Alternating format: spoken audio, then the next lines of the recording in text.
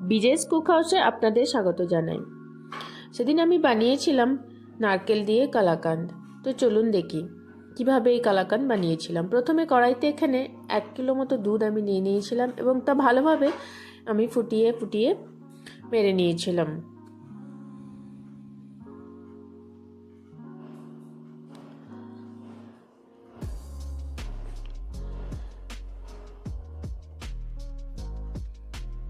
এখানে সাথে চাইলে আপনারা খোয়া ক্ষীরও অ্যাড করতে পারেন। তো এখানে যখন আমি দেখলাম দুধটা অনেকটাই মরে গেছে, তারপরে আমি এর সাথে এখানে হাফ নারকেল অ্যাড করে দিয়েছিলাম। এই নারকেল আমি মিক্সিতে পেস্ট করে নিয়েছিলাম। আপনারা চাইলে নারকেল কুড়ো দিয়ে কুড়েও নিতে পারেন। নারকেল দিয়ে দেওয়ার পরেই খেয়াল রাখতে হবে খুন্তি যেন সবসময় নাড়তে হবে, কারণ খুব তাড়াতাড়ি না হলে তলায় লেগে যায়।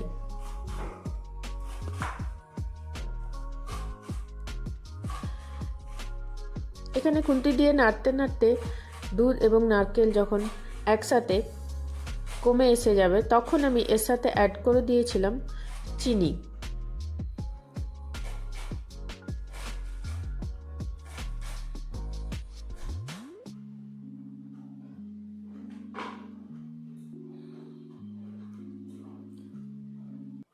এখানে আপনারা আপনাদের স্বাদ অনুযায়ী চিনি অ্যাড করবেন।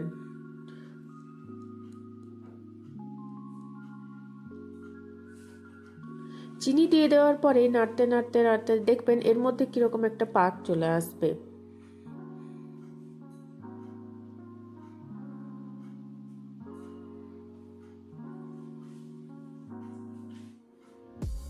এখানে যখন দেখবেন কড়াইতে আর মিশ্রণটি লাগছে না, তখন বুঝে যাবেন যে এর মধ্যে পাক এসে গেছে।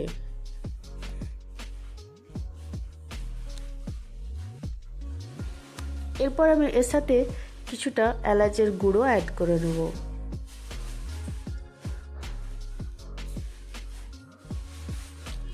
এরপরে এইটি পাকটি দিয়ে মিষ্টি তৈরি করার জন্য আমি এখানে দুটো ছোট ছোট সাইজের প্লেট নিয়ে নিয়েছিলাম। তাতে আমি ঘি দিয়ে ভালোভাবে মাখিয়ে নিয়েছিলাম।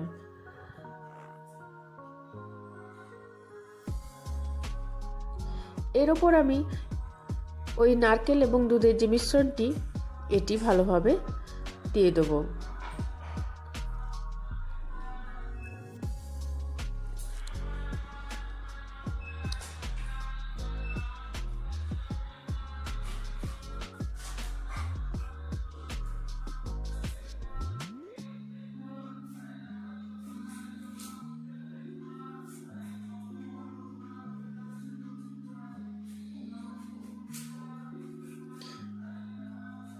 এবং খুন্তি দিয়ে এটা আমি থালার সমান সমান এভাবে করে নেব এবং কিছুক্ষণ এখানে রুম টেম্পারেচারে রেখে দেব।